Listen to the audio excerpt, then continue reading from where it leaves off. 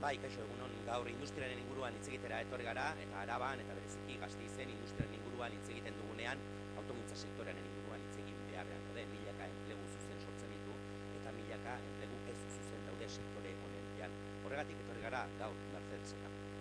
Covidaren krisian ikusi dugu gure ehun produktiboan bat arazo baditugula, baina kontu hau ez da berria, erronka handiak genituen atzetik. Aro digitalean sartzen ari gara alde batetik eta beste alde batetik transizio energetikoari ekin behar diogu.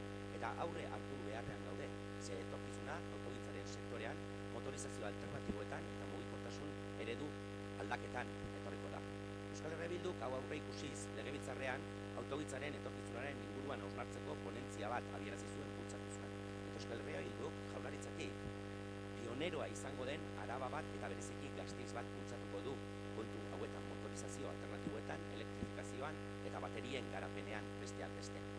Gure ustez, hau ondo eginez gero, enplegu balantzea positiboa izango da. Beraz, Euskal Herria Bilduk datorren legealdirako konpromiso batzuk hartzen ditu. Lehen konpromisoa da, pandemiaren ondorioi aurre egitea eta industria martxan ipintzea bere. Bigarrena, industrian bat produktu gordinaren 28% lortzea, kopuru horretara iristea.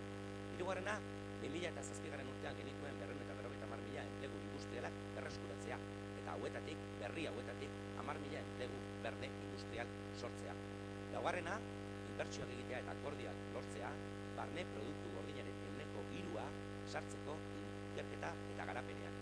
Eta azkenik, bosgarrena, eredu industrial berrituaren alde egitea bultzatzea, industrial eredu teknologiko bat, sozial, ekologikoa, lurraldea orekatua eta dibertsifikatua izan.